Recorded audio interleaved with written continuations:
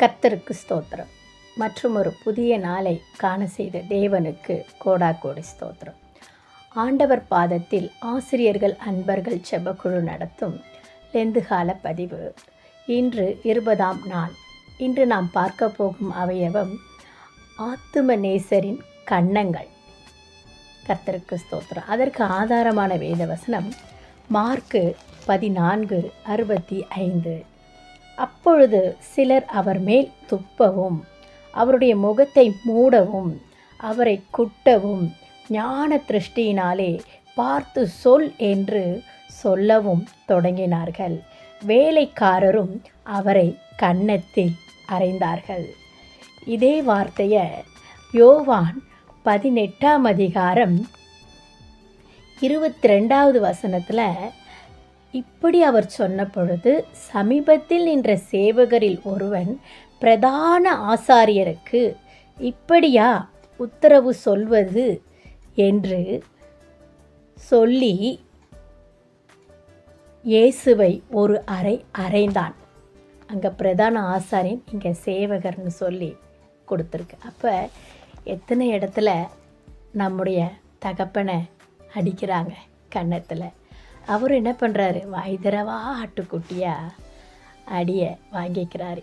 இதே உன்னத பாட்டில் உன்னத பாட்டு 5ஆம் அதிகாரம் 12ஆம் வசனத்தில் அவர் கன்னங்கள் கந்த வர்க்க பாத்திகளைப் போலவும், அதே உன்னத பாட்டில் 6ஆம் அதிகாரத்தில் 7வது வசனம், உன் முக்காட்டின் நடுவே உன் கன்னங்கள் வெடித்த மாதுளம்பழம் போல் இருக்கிறது. அப்போ நம்முடைய கன்னங்கள் வெடித்த மாதுளப்பழம் போல் உள்ள கன்னங்கள். அப்போ அவர் கொடுத்த கன்னங்கள் இது. அப்போ அவருடைய கன்னம் எப்படி இருக்கும்? அதை அளவிட்டு வர்ணித்து சொல்லவே முடியாதது. அந்த கன்னத்தில் அவரை அரைஞ்சாங்க. எல்லாமே நமக்காகத்தான். இந்த லெந்துகால பதிவே அவருடைய பாடுகளை தியானித்து அப்பா நம்மோடு என்ன வெளிப்படுத்துகிறாரோ அதை அநேகருக்கு பகிர்ந்து கொள்கிறது தான். ஆனால் இந்த லெந்து காலத்தில் மாத்திரம் இல்லாமல் ஒவ்வொரு நாளும் அவர் நமக்காக அனுபவித்த பாடுகளை நம்ம தியானிக்கணும். அதிலும் இந்த கன்னத்தை குறித்து இன்றைக்கி விசேஷித்த விதமாக நம்ம தியானிக்க போகிறோம். ஏன்னா எத்தனையோ பேர் அநேக நிந்தைகள் மத்தியில் தான் நம்ம வாழ்க்கையை கடத்தி கொண்டு இருக்கிறோம். அப்போ இந்த நாளில் இந்த பதிவுகளை கேட்டுக்கொண்டு இருக்கிற நீங்கள் கூட உறவினர்கள் மத்தியில் ஏதாவது நிந்தை, குடும்பத்தில் நீங்கள் செய்கிற வேலை ஸ்தலத்தில், கர்த்தருக்குரிய பணி செய்கின்ற இடத்துல அநேகர் மத்தியில் நீங்கள் நிந்தையாக்கப்பட்டு தலைகுனியப்பட்டு சோர்வோட இந்த பதிவுகளை நீங்கள் கேட்டுக்கொண்டு இருக்கிறீங்களா? அப்பா அதை தான் சொல்கிறார், உனக்காக நான் எல்லாவற்றையும் வெற்றி சிறந்துட்டேன். கன்னத்தில் அடி வாங்கிட்டேன், முள்முடி சூட்டிட்டேன், கைகளை ஆணிகளால் கடாவப்பட்டுட்டேன், விழாவில் குத்தப்பட்டுட்டேன், துப்பிட்டாங்க, எல்லாமே நான் உனக்காக வெற்றி சிறந்துட்டேன்.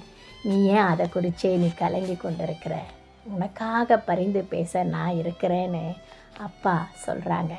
அப்போ அந்த சிலுவையில் ஆண்டவரை அறைய கொண்டு போகும்போது கூட அந்த எருசலேம் குமாரத்திகள் மார்போடு அடித்து கொண்டு கண்ணீர் சிந்தினப்ப, எனக்காக அழாதீங்க, உங்களுக்காக உங்கள் பிள்ளைகளுக்காக அழுங்கன்னு சொல்லி அந்த சூழ்நிலையிலும் நமக்கு என்ன சொல்கிறார், ஆறுதல் சொல்லுகிற தேவனாக ஆறுதல் சொல்லிவிட்டு தான் கடந்து சென்றாங்க. அப்போ நமக்காக எவ்வளவோ நிந்தைகளை அனுபவித்த நம் தகப்பன் இருக்கும் பொழுது நமக்கு வர சூழ்நிலையாக இருக்கட்டும், நிந்தைகளாக இருக்கட்டும், தலைகுனிவுகளாக இருக்கட்டும், அவமானங்களாக இருக்கட்டும், எதுவுமே ஒன்றுமே இல்லைன்னு அப்பா சொல்கிறாங்க. பிரதான ஆசாரியன், வேலைக்காரன் எல்லாருமே என்ன பண்ணியிருக்காங்க, அவரை அறைந்திருக்கிறாங்க, கன்னத்தில் துப்பி இருக்கிறாங்க, முள்முடியை சூட்டி இருக்கிறாங்க.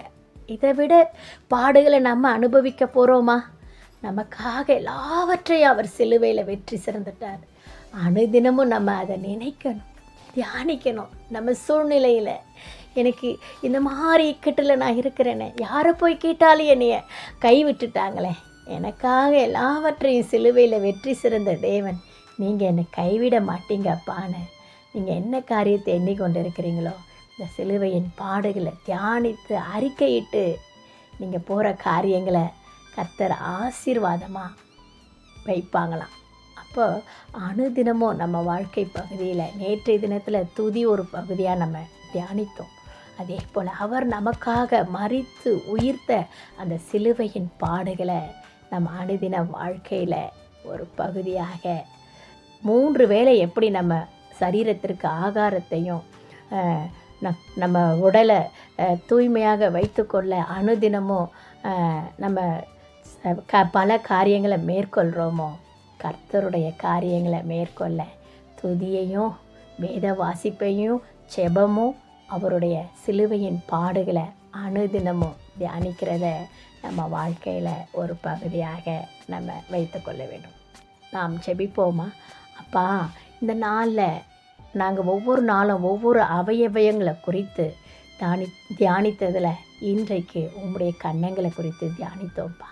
உம்முடைய கன்னங்கள் வெடித்த மாதுளை பழம் போன்றது அப்பா. அது கந்தவர்க்க பாத்திகளை போனது உன்னத பாட்டில் நீங்கள் சொல்கிறீங்களே, அந்த கன்னத்திலேயே வேலைக்காரர், பிரதான ஆசிரியர் என்று எவ்வளவு பேர் உங்களை அறைந்தாங்க. எல்லாம் எங்களுக்காக தான்ப்பா. இன்றைக்கு எங்களுக்கு கூட எவ்வளவோ நிந்தைகள் வந்தால் கூட நீங்கள் எங்களுக்காக எல்லாவற்றையும் சிலுவையில் வெற்றி சிறந்ததுக்கு அந்த நிந்தைகளெல்லாம் நிகராகுமா? என்ன சூழ்நிலைனாலும் எனக்காக என் அப்பா காயங்களை அனுபவித்தாருன்னு அந்த காயங்களை நாங்கள் தியானிக்கணும், நினைக்கணும். அனுதினமும் எங்கள் வாழ்க்கையில் அதை நினைக்கும் பொழுது எங்களுக்கு வர போராட்டங்கள், எதிர்ப்புகள் எதுவுமே ஒன்றுமே இல்லைப்பா. இந்த நாளில் உங்கள் கன்னத்தை குறித்து தியானித்தோமே, எங்களையும் வாய்த்திரவா ஆட்டுக்குட்டியா என்ன சூழ்நிலைனாலும் இருக்கக்கூடிய பக்குவத்தை எங்களுக்கு கொடுங்க. இயேசுவின் மூலம் ஜெபிக்கிறோம் ஜீவனுள்ள தகப்பனே, ஆமேன்.